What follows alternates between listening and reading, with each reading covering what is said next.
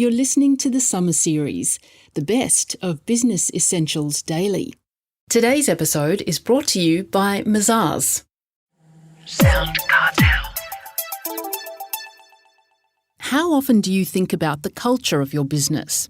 You're probably too busy doing all the other urgent things on your plate, but maybe it's something you should think about. From SoundCartel, I'm Nicole Goodman, and this is Business Essentials Daily.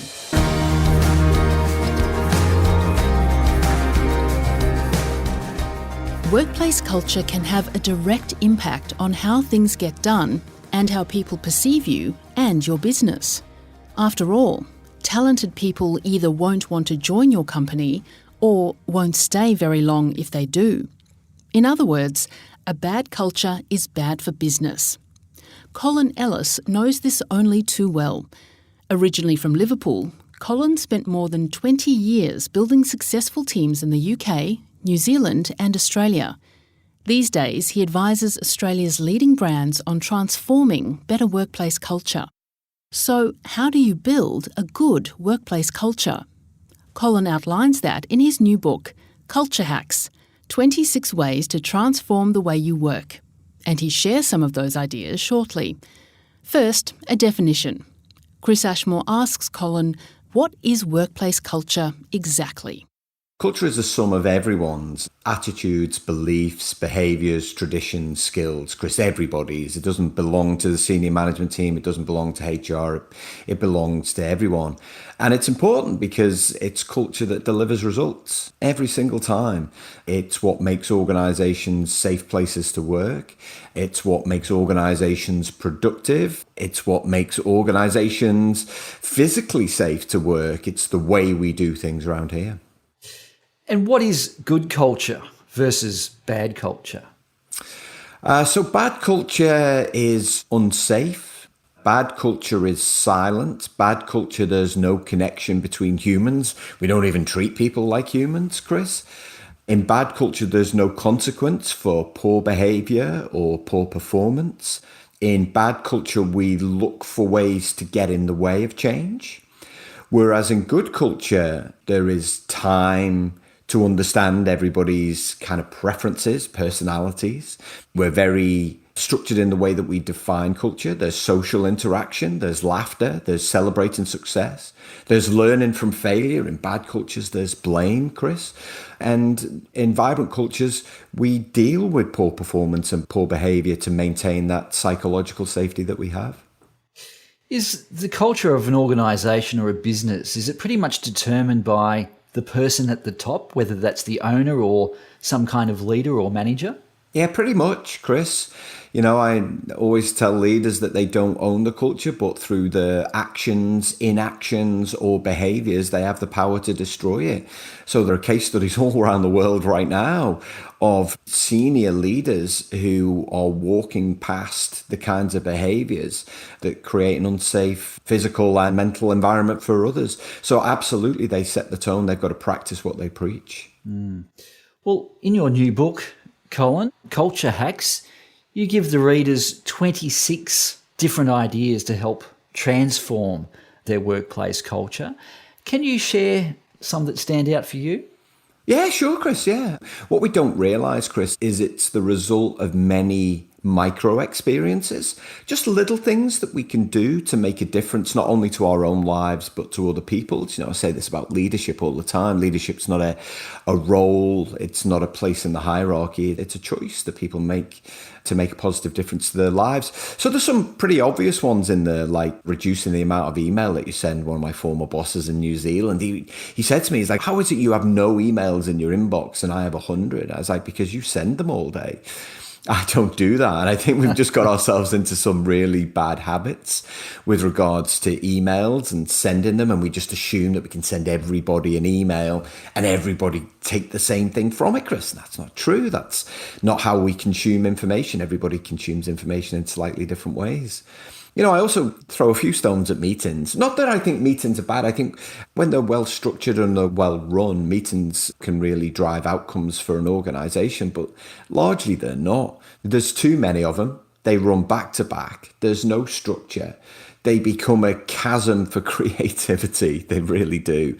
And ultimately what they do is drain productive time. So I think they're the two obvious ones. The less obvious ones, and just to go back on the previous question about the tone being set from the top, one of the things that I encourage senior leaders and CEOs to do is have what I would call chats with the chief, is make sure you have an open door policy, make sure that you're listening to employees. For CEOs and senior leaders, it's a great opportunity to find out what's really going on, because often there's a layer of tar between kind of managers and employees where just everything gets stuck. Chris, there's an element of fun, which I don't think there's enough levity in our businesses, Chris, and I think last year tested everybody. And so we've got to find ways to maintain that sense of social interaction, fun and laughter. In your book, you encourage board games and sports and those kinds of things. So they're important. Those non-work related activities are good. Is that for rapport and getting people together outside of work? Yeah, for rapport, definitely. You can't really have any collaboration if you don't have empathy. You can't build empathy if you don't take the time to understand one another. We like to throw barriers up in work, often when the culture isn't strong, where the culture's toxic. We like to kind of keep ourselves to ourselves. What the great organization cultures do is they create opportunities to pull those barriers down, Chris. So board games is a great one. I used to do that with my own teams. We'd have a little box of board games. We'd kind of hang out in the kitchen and play a game of chess or drafts or pass the bomb or kids games, right? So that they're easy to understand. You don't have to learn complex rules, although people did play chess and Risk. Sports days, fun days. I was talking to one organization just last week about a company picnic and finding way, because they've got like a big field team and an office team. It's like, often there's a real kind of imbalance between how they operate. And I'm like, well, what are you doing to bring them together? Tony Hsieh said it best. Tony Hsieh is the unfortunately late CEO of Zappos, who are a shoe retailer in the US. And he says, we choose social interaction over social separation. We choose to hang out with each other because that's where business thrives. And I love that, because it's Colin finding out something about Chris that he would never find out in an office environment that already increases my empathy towards you and enables us to work better together. An example of bad culture that you write in your book is the Britannia hotel chain in the United Kingdom. Can you explain what happened there and the reaction it got through media and everywhere?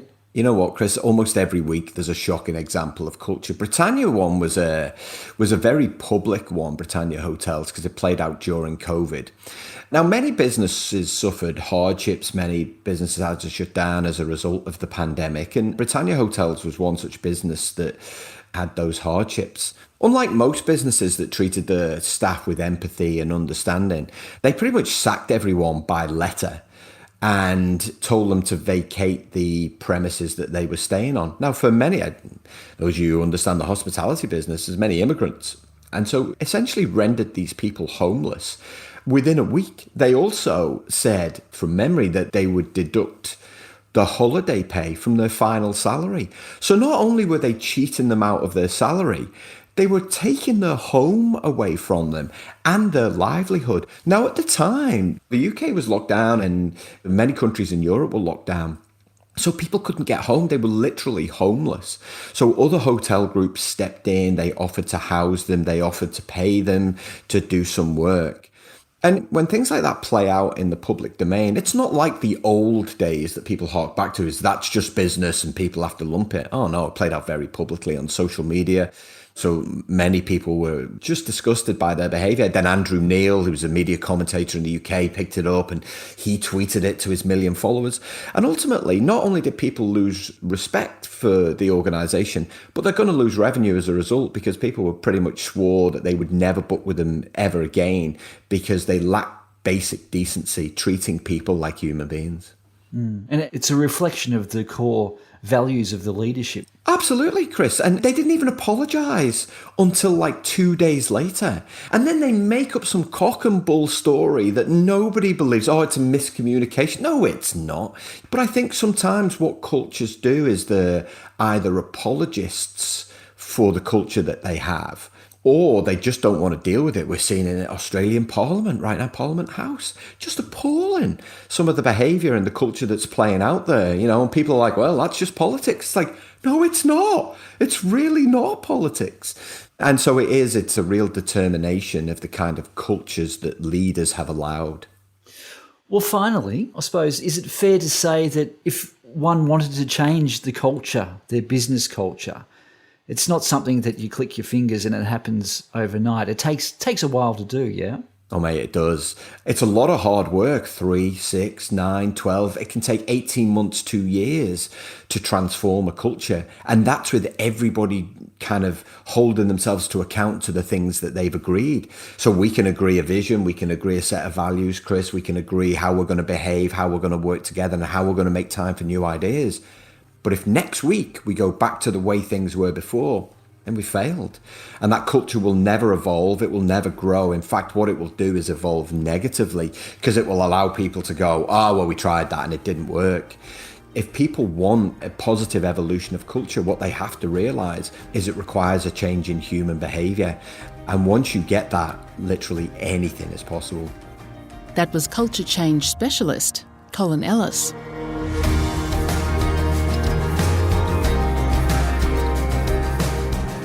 Business Essentials Daily is a SoundCartel podcast. Producers are Nick Schilberger, Chris Ashmore, Jeff Waters and myself. Technical production by Pete Letts and Belinda Trimboli. I'm Nicole Goodman. Thanks for listening. We'll bring you more Be Daily next week. SoundCartel. This episode was brought to you by Mazars. To find out more, visit mazars.com.au. That's mazars.com.au.